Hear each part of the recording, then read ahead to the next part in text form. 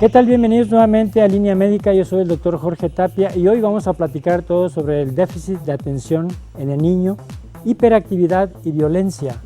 ¿Qué pasa con este gran problema que estamos viendo hoy día? Acompáñenme a ver esta cápsula.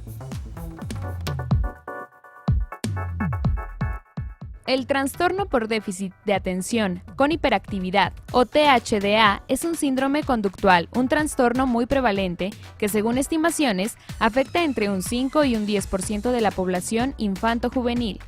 Se trata de un trastorno de comportamiento caracterizado por distracción moderada a grave, periodos de atención breve, inquietud motora, inestabilidad emocional y conductas impulsivas.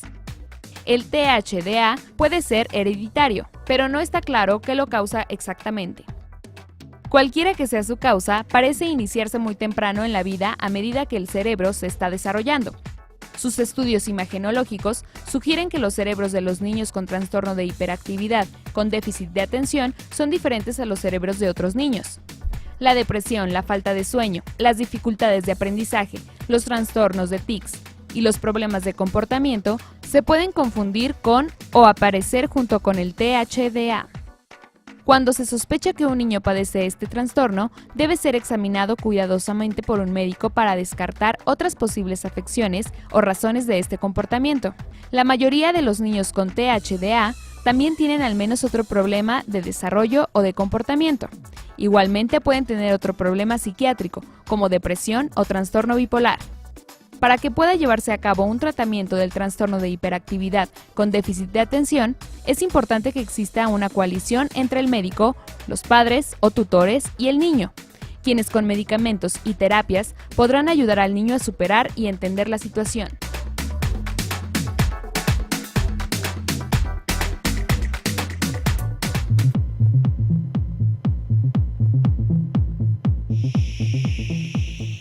Como le mencioné, hoy vamos a platicar todo sobre el trastorno de déficit de atención e hiperactividad. Pero ¿a qué se refiere esto? A la falta de atención que tienen los niños desde la primera etapa de la vida posiblemente, o detectado ya en la mayor edad. Hoy tenemos invitado pues a la psicóloga María Teresa de Jesús Vieira, bienvenida. Gracias por la invitación, buenas tardes. Y al doctor Francisco Díaz Castorena. Doctor, bienvenido. Gracias. Bueno, hoy el tema es importante, platicar todo sobre la relevancia que tiene. Estamos viendo hoy problemas en los niños. Y bueno, yo quisiera preguntarles a qué se refiere este trastorno de déficit de atención, doctor. Bueno, el trastorno de déficit de atención con o sin hiperactividad es un trastorno serio. Es el más frecuente en la edad escolar y se manifiesta porque el pequeño no presta atención, lo que determina que no aprende. Y esto ocasiona pues dificultades o molestias inclusive y violencia hacia el menor, porque el adulto, incluyendo quienes le educan, consideran que los está descalificando. Y lo que pasa es que cuando está recibiendo una clase, por una alteración en su funcionamiento cerebral, no recibe esa información, no es voluntario lo que le está haciendo, es una enfermedad y como tal necesitamos abordarla. Y si un niño que va a clases no entiende, reprueba, no se concentra en la escuela, olvida sus útiles, no anota la tarea que tiene que hacer, se fatiga con mayor facilidad al hacer la tarea, ese niño necesitamos estudiarlo y determinar las causas por las cuales se está presentando estas manifestaciones. No regañarlo, menos pegarle y comprenderlo y ayudarlo, sobre todo mientras más pronto se detecta el problema, el pronóstico va a ser mejor. Y esto es tan serio que está calculado que la población mundial presenta déficit de atención de un 5 a un 10%. Vamos a poner 6-7%. En nuestro país significaría 7.200.000 niños que pueden ser expulsados, reprobados, truncar su carrera, con más facilidad llegan a las drogas, a la violencia. Un dato que a mí me impactó fue del doctor Malagón en el periódico Hidrocálido manifestó que el 80% de los presos en Estados Unidos tienen déficit de atención. Eso es muy serio. ¿Por qué? Pues porque algo se tiene que hacer para evitar que los niños que tienen este trastorno se les detecte, se les diagnostique y se les trate. Ahora, esto se puede asociar con impulsividad y con hiperactividad. Es tres factores. Y el impulsivo no obedece, el impulsivo se para, se sube a los objetos, está haciendo una cosa y se va a hacer otra, etc. Y el hiperactivo es el que continuamente se está moviendo, hace 2-3 minutos una actividad y luego pasa a otra, etc. Pero en esta impulsividad y en esta hiperactividad, el niño hace saltos de una altura peligrosa, se le zafa de la mano a los padres y se cruza una calle, avienta un objeto pudiendo dañar a otra persona, o maneja objetos riesgosos y se hiere. Entonces, esto también es importante atenderlo porque va a producir heridos, inclusive muertes. O sea, el problema es serio. Claro. Bien, psicóloga Vieira, en cuanto a estos datos relevantes que mencionó el doctor, ¿hay algún indicador en cuanto inicia este paciente o cómo se puede detectar a tiempo, un diagnóstico precoz, podríamos decir, de este paciente que es hiperactivo, que se para, que camina, que corre, que se atraviesa, que no entiende, o sea, no sabe lo que está haciendo? Bueno, para comenzar a diagnosticar existe una edad determinada.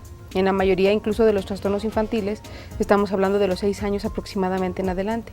Entonces ya se empiezan a ver consecuencias, sobre todo en la etapa escolar o en la etapa en donde está el niño o el menor en casa, donde vemos que precisamente no obedece, se mete constantemente en problemas, incluso tiene accidentes constantes, por lo mismo que comentaba el doctor, ante la impulsividad o la hiperactividad ya están arriba de un árbol, de repente pueden caer, pueden lastimarse, pueden llegar incluso a accidentes muy graves. Y la inatención, como su inatención es constante, no está en el momento indicado en el que muchos factores están fluyendo. Entonces, automáticamente pueden suceder cosas que pueden ser importantes y significativas para los padres. Ya en el caso escolar, pues obviamente vamos a darnos cuenta de que no anotó la tarea, se descuidó, no puso atención, no hizo caso a las instrucciones, se metió en problemas, se le hizo fácil algo que terminó siendo un accidente. O sea, van a ser detalles muy significativos que desde todos modos, desde muy, muy temprana edad, se van a poder observar. Incluso a lo mejor hasta desde antes de los 6 años, aunque para diagnosticarla sí se necesita una edad determinada. Claro. Doctor, ¿esto se hereda? Sí. Por ahí se comenta, ¿verdad?, que hay estudios muy serios donde parece ser que si un hermano tiene déficit de atención, seguramente otro lo vaya a tener. Sí, la herencia es definitiva. Se calcula que representa el 70% de los niños con déficit de atención. Entonces es muy alto. Ahora, hay otros factores que también pueden dar déficit de atención porque producen daño neuronal, principalmente en el lóbulo frontal y en ciertos núcleos basales que están más bajitos de la corteza.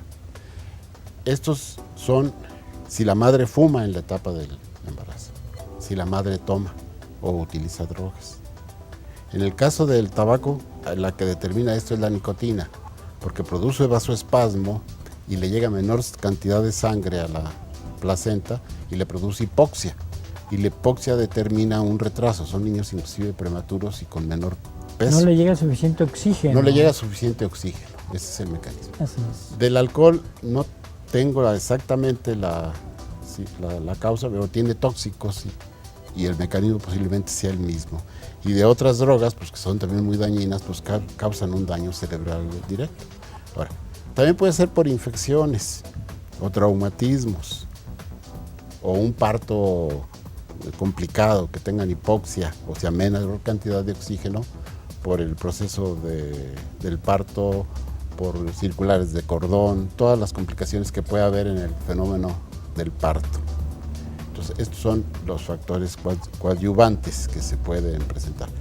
Pero el más sobresaliente es la herencia, ¿verdad? Eso es definitivo. El hermano que tú dices tiene 25% más de posibilidades de tener TDAH, vamos a llamarle así, para abreviar, que cuando su hermano no tiene TDAH.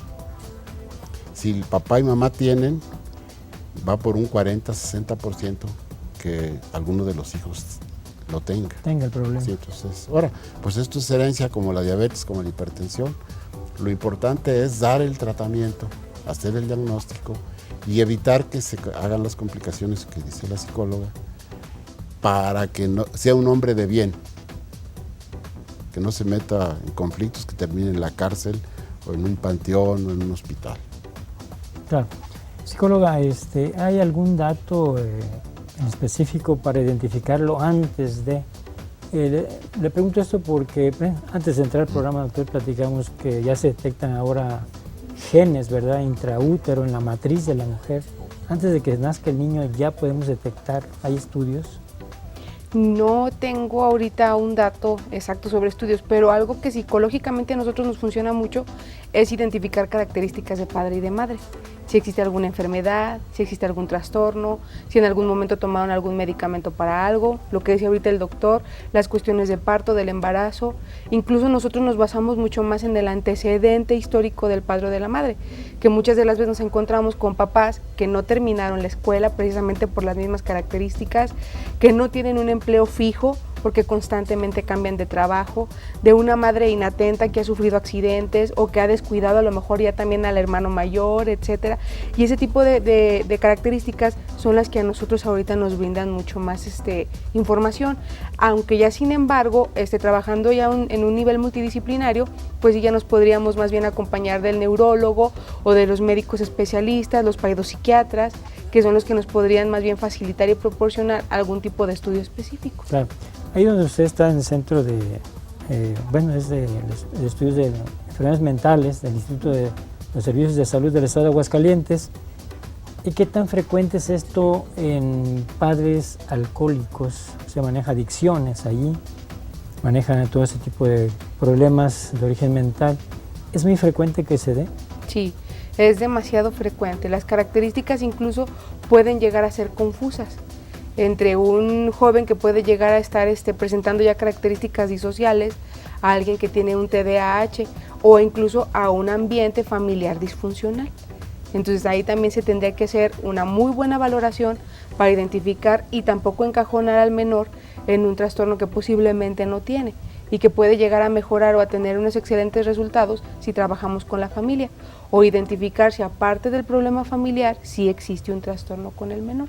Pero en la mayoría de los casos vamos a ver características de este tipo, que desgraciadamente ya en una adolescencia pues se van a mostrar también con una comorbilidad, como lo decía el doctor, chicos con aparte de TDAH, problemas con algún consumo de sustancias o con algún trastorno mucho más contraproducente o disfuncional. Claro.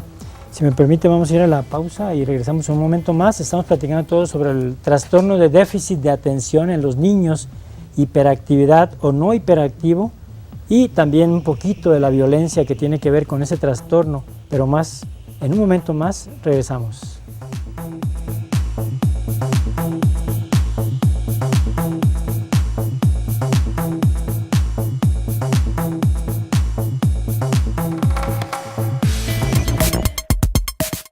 Síntomas de falta de atención. No lograr prestar atención a los detalles o comete errores por descuido en el trabajo escolar. Tiene dificultad para mantener la atención en tareas o juegos. Parece no escuchar cuando se le habla directamente. No sigue instrucciones y no logra terminar el trabajo escolar, los deberes u obligaciones en el trabajo.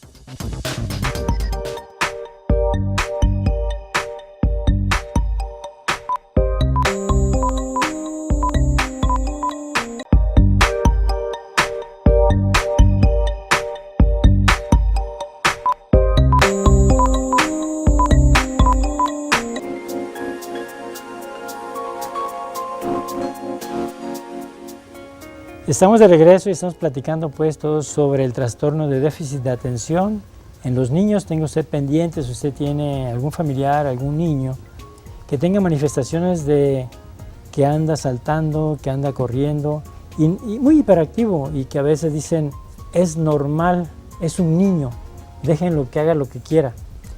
Yo les quiero preguntar si en esta situación es compatible, bueno, ya con la certeza del diagnóstico, doctor, y bueno, si este paciente cuando está en la etapa de la adolescencia, no pudo haber manifestado esto, pero sí en la adolescencia. Si lo manifiesta en la adolescencia, lo tenía en la escolar. ¿No hicieron caso los padres? No hicieron caso. Ni maestros. Ni maestros, ni el área médica. También. Entonces, no se detectó. Es lo que pasa. Ahora, en lo que refieres de límites, sí es necesario ponerles límites. De hecho, uno de los procesos muy importantes en estos niños es enseñarlos a que se protejan y enseñarlos a que respeten. Porque llega un punto en que por esa falta de respeto, de violencia a otros, a ellos los empiezan a agredir. Los segregan, se vuelven relegados. Y si aparte el sistema educativo los castiga y los relega, pues lo va a hacer, le va a dar una razón supuesta para que él sea rebelde y violento. Entonces es importante los límites, principios de conducta, de respeto, en una forma gradual, con juego, con maestros especializados en atender a estos niños, de preferencia de forma individual, y atendiéndolos. Por eso estos niños, cuando van a estos centros, dicen, yo me quiero cambiar esta escuela. No se les presiona, se aprende jugando, se les respeta, con respeto se les ponen los límites y se les hace sentir que son importantes, que merecen tener lo que los otros tienen, ¿verdad? Porque el niño sufre, dice, bueno, ¿por qué a los otros les dan diplomas, medallas, etcétera? Y a mí no me dan todo eso. ¿Por qué les dan becas? ¿Por qué los premian y a mí no? Entonces hay un resentimiento en estos niños que por estos fenómenos. Termina o no la primaria, tienen que entrar a trabajar a edades más tempranas, en trabajos con baja remuneración porque no tienen capacidad, entonces van haciendo resentidos sociales. Entonces potencialmente llegan a formar las bandas. Sería muy interesante hacer estudios en las bandas, en la violencia, en los delincuentes. Podría cambiar el punto de vista de tratamiento de abordar a estas personas que fueron, primero la naturaleza los dotó, o más bien no los dotó de ciertos mecanismos de capacidad, como es el pensar. Pero en última instancia, el TDAH es un déficit para pensar, para poder recibir, analizar, sintetizar y poderlo expresar. Ellos no pueden hacer todo ese proceso. Y aparte, si la sociedad no los comprende, los va a castigar y a relegar. Entonces necesitamos modificar ese esquema, su diagnóstico, su tratamiento, y decirles, tú puedes, tú tienes potencialidades y necesitas desarrollarlas. Ahorita, más adelante, en trata de violencia. Si desarrolla un ser humano sus potencialidades, tiene un recurso inmenso. Le va a permitir sortear lo que sea de adverso de la vida y salir adelante. Ahí entramos en el aspecto de la vocación y talentos. Claro. Psicóloga Viera, ¿la hiperactividad es igual que la impulsividad? Va acorde. ¿Y esto puede generar violencia? No podemos hablar que es lo mismo, ya que cada uno tiene características completamente diferentes. Mas, sin embargo, ya hablando de un sujeto violento, o de un menor, o de un adolescente violento, pues podemos llegar a encontrar que ambos los encuentran. ¿Sí? La hiperactividad tanto como la impulsividad, aunque va a ser en un mayor potencial la impulsividad, porque no todas las personas violentas son hiperactivas o de mucho movimiento. Claro. Doctor, dentro de la violencia hay clasificaciones y vemos que hay diferentes tipos de violencia, que hoy día, está de moda mucho el bullying, ¿no? Y que allí llama mucho la atención lo que hace un momento nos comentó sobre estas personas que están en las cárceles, y que definitivamente se puede ver que si un niño tiene estas características, puede estar allí. ¿Qué nos comenta al respecto sobre esta violencia, esta clasificación que hay? Bueno, quiero hablar de cómo evitarla, ¿verdad? Porque claro, hay estadísticas, estamos sobreinformados. unos adolescentes, 14, 15 años, los mataron los propios familiares en países musulmanes porque se casaron sin el permiso previo de los padres. Oye, pues es una violencia brutal. Y esto fue hace unos días, salió en los medios de comunicación, ¿verdad? Hay mujercitas que dicen, nomás que tenga el parto, entonces la ejecutan, ¿verdad? Porque es una mujer que procreó ese niño en adulterio. Por fortuna se mueven los medios de derechos humanos y perdonan eso. Más que eso esté ocurriendo es brutal. Y como esto, bueno, podemos ampliar todas las estadísticas. Ahora, esto lo tomo de Eric Fromm, que a su vez él lo tomó de otras personas, Karen Horney y otras gentes. Él establece que todos los seres humanos tenemos capacidades y talentos y que necesitamos desarrollarlos. Y si no los desarrollamos, entonces se van a expresar por la violencia, por la destrucción. Entonces se necesita que el aspecto vocacional se detecte, se estimule, se favorezca, y eso va a bajar la violencia. Una forma más adecuada de atacar la violencia no es con cárceles, ni con sillas eléctricas, ni con estas cosas. Es a través, ¿tú qué quieres ser? ¿A qué tienes talento? A esto, aquí está todo este recurso, adelante. A los padres, pues denle este recurso. Y de esa manera el mundo podría cambiar o disminuir la violencia. No es sencillo, es complejo, porque vivimos en una sociedad capitalista, caníbal, depredadora, neoliberal y deshumanizada. Que lo que importa es el dinero y el poder, no es el ser humano, ¿verdad? Aquí por este tren que está aquí enfrente pasan migrantes. Oye, pues es 70,000 niños, de los cuales 12,000 son niños mexicanos. Qué brutalidad está pasando, ¿verdad? Eso pues necesita modificarse, necesitamos los recursos, las organizaciones, los políticos, etcétera, necesitan pensar más en la humanidad que en ellos o sus poderes o sus riquezas. Claro. Así breve, el vicepresidente de Argentina está en juicio de dineros porque en 3 años triplicó su capital. Sarkozy anda también en el... Entonces, bueno, pues si gentes de esa magnitud están dedicados a eso, bueno, les pedimos a quienes tengan esos poderes que piensen más en estas gentes, que hagan leyes de las comunicaciones más dirigidas a llevar la información al pueblo más pobre de Chiapas, decía Ríos Peter antier en el canal del Congreso, en lugar de estar pensando cuánto van a ganar, ¿verdad?, de los 35,000 millones de dólares que representa la industria de la comunicación. O sea, necesitamos humanizarnos. Brevemente, Eric Berne establece que hay 4 permisos fundamentales: vivir, disfrutar, tener compañía y pensar. El niño con TDAH, la naturaleza le niega el pensar, porque le tiene trastornos neuronales, es una enfermedad. Y si aparte la sociedad se los niega, pues va a ser una agresión brutal, ¿verdad? Es una violencia brutal esto. Claro. Psicóloga, bueno, viendo el tema, sí, ¿verdad? En cuanto a la proyección, las personas que nos están viendo ahorita, ¿qué tienen que determinar, qué detectar cuando hay un cambio en algún niño que está creciendo, se está desarrollando y tiene estos cambios que son normales, pero que, volvemos a repetir, ¿qué deben de ver como prevenir ese tipo de alteraciones y de manifestaciones clínicas que nos dan? Y bueno, viendo también a la violencia como parte del trastorno del déficit de atención. Aquí es muy importante identificar las consecuencias que le está trayendo la situación al menor, ¿sí? Si es aislamiento, exclusión social, problemas educativos, primaria, incluso muchos chicos ya no regresan a la primaria. Imaginemos de la secundaria que simplemente la comienza pero no la termina.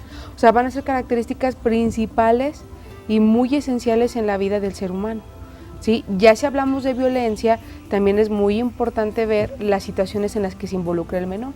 Si ya estuvo en riñas fuertes, en pleitos escolares e incluso ya no solamente dentro de la escuela, en otras colonias vecinas, en terrenos baldíos, cerca de ahí, donde ya incluso a lo mejor estuvo involucrada situaciones legales. Ya podemos ahí empezar a manifestar que el menor ya tiene un problema incluso mucho más allá, posiblemente de un déficit de atención, que ya también está siendo acompañado con violencia. Aquí lo importante sería que padre y madre sí identificaran estas características, porque como lo sabemos, todo comienza desde un núcleo familiar. Entonces, si madre y padre están desgraciadamente habituados a conductas violentas, pues posiblemente no lo identifiquen como algo peligroso o severo. Como normal. Exacto. Luego tenemos padres que nos comentan que ellos desde muy pequeños ya estaban metidos en riñas, ¿sí? Y que no terminaron la escuela y incluso hasta lo hablan de una manera de éxito, el que ahorita les está yendo muy bien y no les falta nada, pero para ellos es una cuestión de ya habituada dentro de la familia. Entonces sería muy importante también sensibilizar desde la familia la situación en la que se encuentran y las consecuencias que esto puede traer si no es trabajado. Claro. Bien dicho por ambos, vamos a ir a la pausa y vamos a continuar más con este tema del trastorno de déficit de atención, hiperactividad y bueno, también estamos tocando ya el punto de la violencia. ¿Hasta dónde puede llegar este niño que tiene un trastorno y que no se ha detectado a tiempo? Volvemos.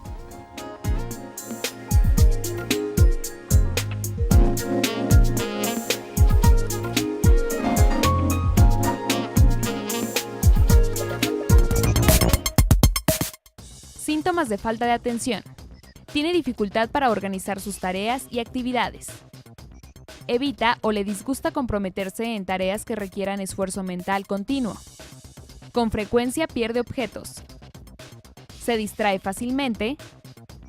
Se muestra a menudo olvidadizo en las actividades diarias.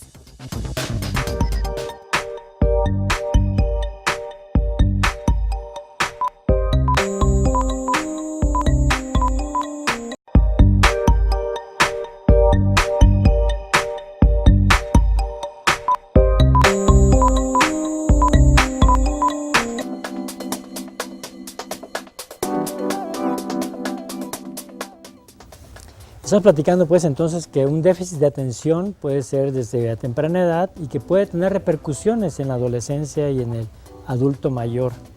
Y eso es importante, psicóloga, porque bueno, como ya lo han mencionado, se puede detectar a tiempo. ¿A dónde pueden acudir esas personas que si ven a algún niño o algún familiar que tenga estas características, este patrón de conductas no normales? ¿Y a dónde pueden acudir? De hecho, qué bueno que lo comenta, que es a diferente edad, porque el trastorno por déficit de atención también está en adultos y es importante trabajarlo aunque se descubra en edades mayores, ¿sí? Nosotros estamos en lo que es el Centro Estatal de Salud Mental y Adicciones, el cual cuenta con terapeutas calificados para trabajar precisamente este tipo de trastornos. Al igual existen otro tipo de unidades, lo que es en la calle Veracruz, en la colonia San Marcos. Ahí contamos incluso con lo que es el área de paidopsiquiatría, la cual trabaja, es el psiquiatra que trabaja con niños y adolescentes, especializado en diagnosticar y también en medicar, en caso que sea necesario, al niño o adolescente con este tipo de trastorno, ¿sí? También dentro de las instituciones escolares, pues existen lo que son los terapeutas propios de la institución, los cuales pueden también trabajar la situación, asesorar al padre de familia, ¿sí? Y igual hay algunas otras dependencias privadas, las cuales favorecen al tratamiento y la evaluación del mismo trastorno. Claro. Doctor, aquí lo importante es, como ya se mencionó, la educación es un punto prioritario, vital, para llevar a cabo este tipo de terapia. Aquí mencionamos que hay 3 grandes grupos donde atacar, por decirlo así, atacar el problema. Y esto es ya, porque se están disparando. Hay mucho niño con violencia, hay mucho niño con hiperactividad, hay mucho niño con déficit de atención. ¿Y qué se está haciendo? Yo creo que aquí hay que tocar puntos importantes. La familia, el médico y el maestro. Sí. Bueno, esto que dices es muy importante. Con todo respeto, mi abuelo fue maestro, mi esposa es maestra, pero me he encontrado con maestros, inspectores de maestro, que no saben qué es el TDAH, y me decía una de estas personas que cuando un niño era violento o es violento, consideran que esa violencia es porque en el hogar son violentos. O sea que hay una desinformación brutal. Esto se inicia hace unos 25 años, principalmente con España, Inglaterra y Francia. Yo me empecé a enterar de estos temas así a fondo hace unos 8 meses. Claro, los tratábamos con otros conceptos, sin embargo el tratamiento se establecía. Y ahora es importante que la SEP, las Secretarías de Salud, de Educación, las asociaciones de padres de familia, los médicos, principalmente pediatras y médicos familiares, neurólogos, psiquiatras, etcétera, tengan todo el bagaje de conocimientos y de capacidad para atenderlos. Y necesitan implementar el personal. No se puede atender a alguien si no tienes el personal, las áreas y los recursos. No se puede. Ahora, ¿vale la pena la inversión? Claro que sí, porque es una forma de abatir esta violencia en la que estamos sumidos. México está entre los primeros lugares en estos problemas. Bueno, pues vamos previniendo, la verdad. Además, pues es por piedad ayudar a esas personas, estos seres que son vulnerados por la genética, no les dan la carga necesaria para pensar. Y aparte el medio hostil, en ocasiones en padres, escuelas, medios sociales, bueno, pues son incomprendidos y resultan delincuentes. Entonces cada quien participe lo suficiente, el gobierno ponga el recurso, etcétera y demás, que se enteren, que incluyan en las cátedras de las facultades de medicina este tema, en las de educación, y que se difunda. Esto es muy importante lo que estás haciendo, porque claro, yo espero que se motiven los padres a entrar a estudiar internet, que busquen los recursos o donde los puedan atender, que es el primer paso. Crear, la necesidad está, hay que manifestarla, ¿verdad? Si aquí son 60,000 niños con TDAH, bueno, pues a las autoridades, aquí tenemos este problema, atiéndanos, ¿verdad? Claro, se me ocurre como si fuera la glucosa en sangre, ¿no? Sí. Voy a tomar 100 niños de la escuela Benito Juárez y les voy a sacar sangre para ver si tienen déficit de atención. Y en esos momentos, canalizarlo al centro donde usted está, de enfermedades mentales. Ojalá que hubiera ese recurso, ¿no? Que fuera detectable de esa manera para que fuera más rápido. Bueno, no hay. No lo hay. No hay. El diagnóstico es clínico. Clínico, meramente. Te auxilias del electroencefalograma que te ayuda y de observar cómo se está.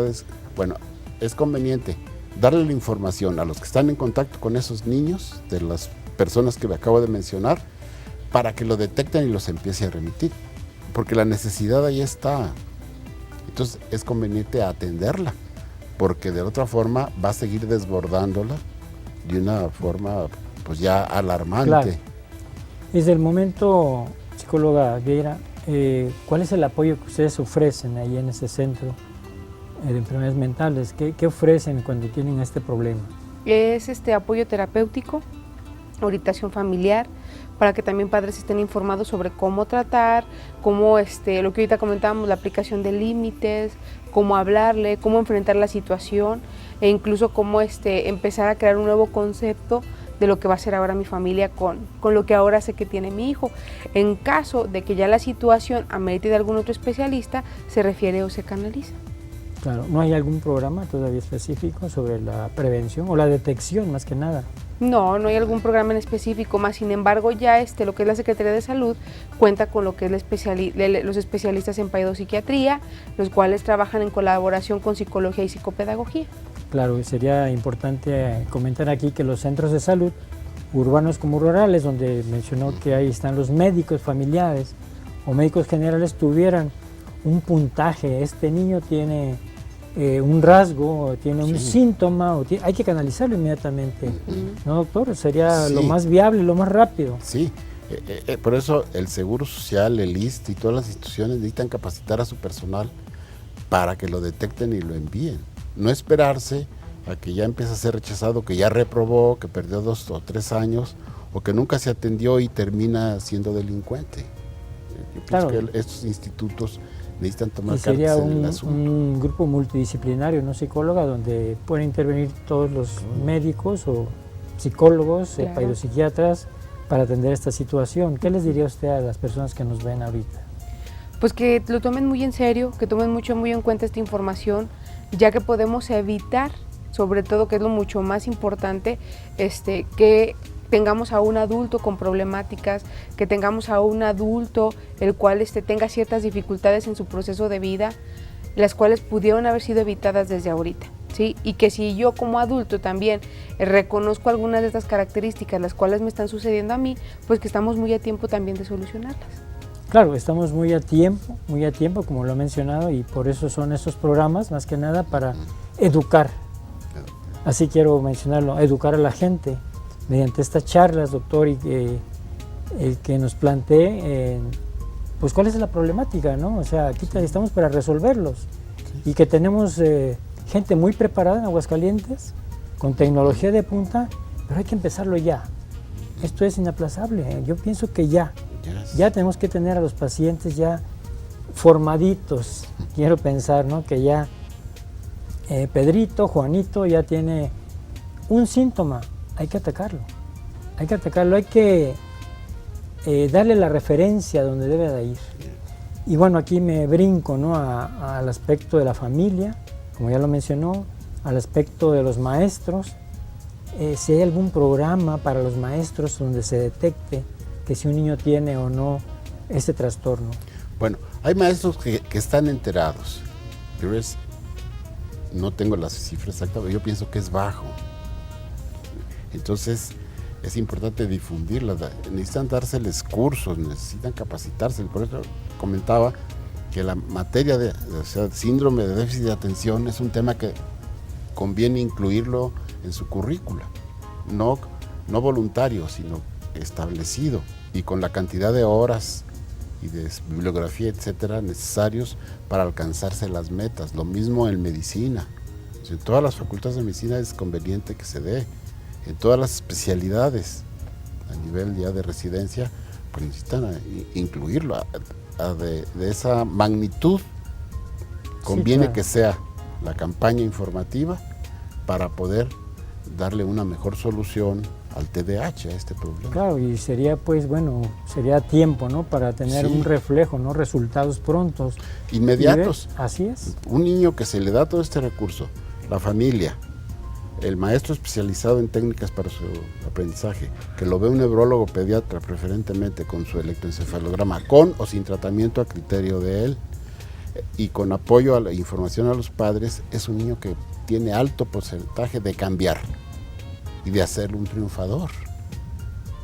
Entonces eso es maravilloso, que lo ves, que en 4, 5, 6 sesiones cambió, y los familiares ven, no, ya está muy cambiado, ya no está así de violento, ya se socializa mejor. Otros llevan más tiempo, ¿verdad? Porque hay grados de dificultad y grados de TDAH también, como todos los padecimientos.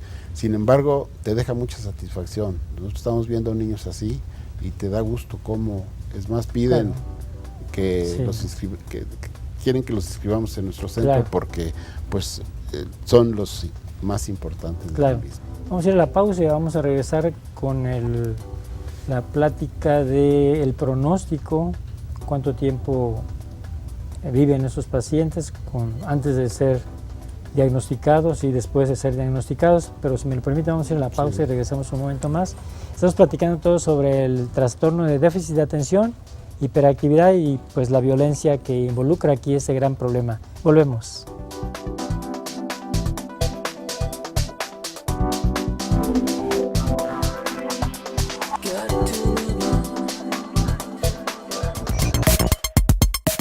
Síntomas de hiperactividad. Juega con las manos o los pies o se retuerce en su asiento. Abandona su asiento cuando lo que se espera es que se quede sentado. Corre y trepa excesivamente en situaciones inapropiadas. Tiene dificultad para jugar en forma silenciosa. A menudo habla excesivamente.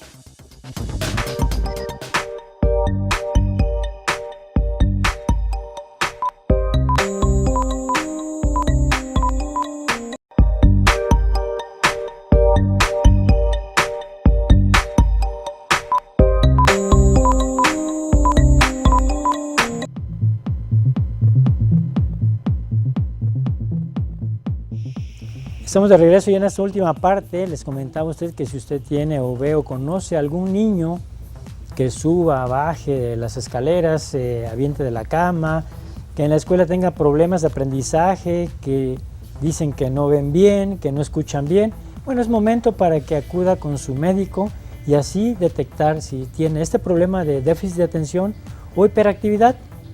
De eso estamos platicando y bueno, vamos a concluir, psicóloga, con el pronóstico que antes de irme al corte le mencionaba yo. El pronóstico de estos pacientitos, estos niños que se agarran a tiempo, se diagnostican, se da el tratamiento, como lo ha mencionado el doctor, y si después, cuando lleguen a la etapa de la adolescencia o en la etapa adulta, ¿qué pronóstico tiene? Si en realidad está trabajándose con un buen tratamiento, con el equipo multidisciplinario, como ya lo mencionábamos, el pronóstico va a ser favorable. Mas, sin embargo, en la mayoría de los casos es un sujeto que tiene que estar constantemente trabajando con el autocontrol de sus conductas, porque como bien lo hemos mencionado, es una situación también mayormente marcada genéticamente, lo cual indica que es un trabajo constante y que no se va a poder erradicar o quitar de un momento a otro. Es algo que se tiene que reaprender y autocontrolar para poder tener un pronóstico favorable y funcional en el mismo sujeto. Claro. Doctor, ¿qué nos deja aquí en esto el trastorno de déficit de atención? Sabemos que hay escuelas, que hay maestros, que hay médicos preparados para atenderse. La prevención es la más importante, no pensando en la curación, sino en el prevenir. Más que nada, ¿qué comentaría al respecto? Bueno, la prevención, inclusive genética, en un sentido es pues evitar la consanguinidad en personas que tengan TDAH, porque esto se hereda. Claro, esto reviste dificultades especiales, sin embargo a futuro se podría hacer eso, como se sugiere que 2 personas con diabetes pues eviten en lo posible, ¿verdad?, que se casen, porque la descendencia tiene el 50% de tener diabetes sus hijos. Pero eso es un tema que implica muchos valores y que en última instancia la persona es libre de decidir lo que él quiera hacer en este respecto. La otra es estar atentos a que si los padres tienen, estar atentos a cómo están los hijos, detectárselos, darles el apoyo y darle la triada aceptación, afecto, amor y confianza. Estos 3 pilares, si se le dan a un niño, tiene el camino pavimentado para alcanzar sus metas, ¿verdad? Eso es muy importante. Es todo un proceso, no es nada sencillo. Ahora, quiero mencionar esto. Las artes favorecen el hemisferio cerebral derecho y se ha encontrado en el TDAH que en el lóbulo frontal es un poquito más frecuente el deterioro que en el izquierdo, que es el que piensa, pues. Hay que atender los dos. Y en los pequeños y en los adultos conviene las artes, las que ya son las conocidas, fomentarlas. Música, baile, literatura, escultura, pintura, fomentárselas.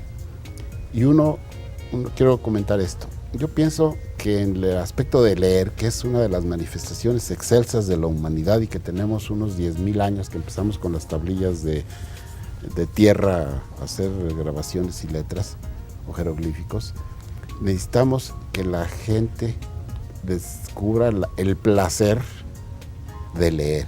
Es un placer.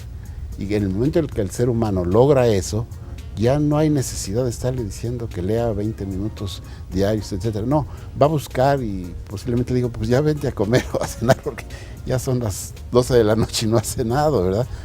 Pero eso, generalizarlo, porque esto implica que se va a dar un alimento y una energía que lo va a nutrir, que va a ser un triunfador la persona, que está haciendo lo que le gusta, y ese déficit que tiene lo va solucionando en parte porque hay conexiones neuronales también que ayudan. Y conforme avanzamos en edad, de los adolescentes de la edad escolar, el cerebro madura. Si tiene un 40 de déficit, pues le baja 20 o a 10. Entonces hay que aprovechar esta evolución natural, en la mayoría de los casos, y ayudarles todavía más por el aspecto de darles lectura. Porque esto les va a ayudar a pensar. Pensar, yo pienso que es el acto sublime y lo que en un momento dado te acerca a la superación máxima. Bueno, pensar y sentir acorde a que vayan de la mano a ambos fenómenos, ¿verdad? Y en la lectura, bueno, pues ahí hay los libros, hay baratos, caros, hay internet, etcétera. Y claro, no es el tema busquen el placer de la lectura. Claro, psicóloga Viera, la educación es importante, forma parte, como ha mencionado el doctor, la lectura. Yo creo que es uno de los países donde menos se lee, ¿verdad? Sí. Y que bueno, ese es el reflejo de hoy, que decimos, bueno, tanta violencia, bueno, pues, ¿qué falta? La educación, leer, instruirnos y no estar enfermos. Yo creo que podría ser una mezcla de todo. Sin embargo, siempre profundizar en el estilo de vida sano, en los buenos hábitos. Incluso ahorita podrían involucrarse hasta lo que es el uso de tecnologías, la lectura, obviamente, los buenos hábitos como pueden ser los alimenticios, los de ejercicio, los de salud. O sea, todo se tendría en realidad que incluir para poder llegar a tener una función social absoluta y completamente sana. Más sin embargo, una vez más, la falta de información es la que desgraciadamente también no nos permite llegar a esto. Y a veces cuando existe, pues la información en realidad no es la más correcta, o no nos llega de la manera, de la mejor manera o de la más entendible, para en realidad yo también generar una conciencia de que es importante generar todo este cambio. Claro, usted toca un punto muy interesante. La nutrición, la alimentación, la educación. Sabemos hoy día que los alimentos que ingerimos tienen un poder curativo, ¿sí? Y que, bueno, tal vez no nos acercamos a quienes conocen esto de la nutrición. Sin embargo, los centros de salud y todas las instituciones tienen ahora o gozan de un nutriólogo, quienes deben instruir por ahí también. Es importante hablar de esto porque la nutrición nos ayuda a mejorar la salud mental. Y bueno, eso tiene mucho que ver en qué alimentos nos ayudan y qué alimentos nos perjudican. Así como algunas otras situaciones, como por ejemplo el tabaquismo, el alcoholismo, la vida sedentaria, ya en el adulto me refiero, ¿no? Pero bueno, hay que empezarlo desde etapas infantiles, ¿no? Dejar aquí plasmado que eso también tiene que ver para estar saludables, estar con o tener una mejor calidad de vida. Claro. Doctor, ya para cerrar esto, ¿qué nos comenta o qué les diría a las personas? Pues que la información que se ha vertido en este programa, que te felicito, lo tomen en cuenta, que si tienen uno de sus hijos con alguna manifestación de las que aquí se comentaron, recurra a los centros que también están ya mencionados, para apoyo a sus hijos, a sus hijas, porque la inversión en tiempo, recurso que haga en esto no tiene precio, no tiene comentario. Claro. Y si lo deja de hacer, puede tener aspectos adversos que después le va a dar una incomodidad importante. Que claro. Lo haga. Psicóloga Vieira, ¿otra vez puede repetir a dónde pueden acudir las personas que nos están viendo? Claro que sí. El Centro Estatal de Salud Mental y Adicciones se encuentra en lo que es la calle Artillero Mier, número 905, Ciudad Satélite, Morelos. El teléfono es el 977-5240. Ahí pueden hablar para programar su cita o pueden ir directamente a la unidad, que también es mejor conocido como Agua Clara, y nos encontramos en lo que es atrás del Hospital de la Mujer y del Hospital Tercer Milenio, o atrás también de lo que viene siendo el C4. Claro, y bueno, también a los centros de salud que hay aquí a nivel urbano y también rural, pueden acudir para que tengan esta atención inmediata por el médico general. Yo le quiero dar las gracias, psicóloga Teresa Vieira, doctor Francisco Díaz Castorena, gracias por estar aquí. Gracias. Gracias. Yo me despido y lo espero el próximo sábado aquí en Aguascalientes TV, Línea Médica. Cuídese mucho, cuide a sus niños.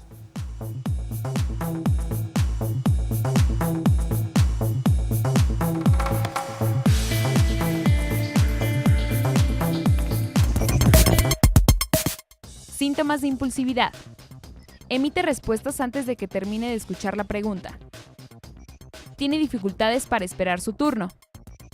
Se entromete o interrumpe a los demás en situaciones como juegos y conversaciones.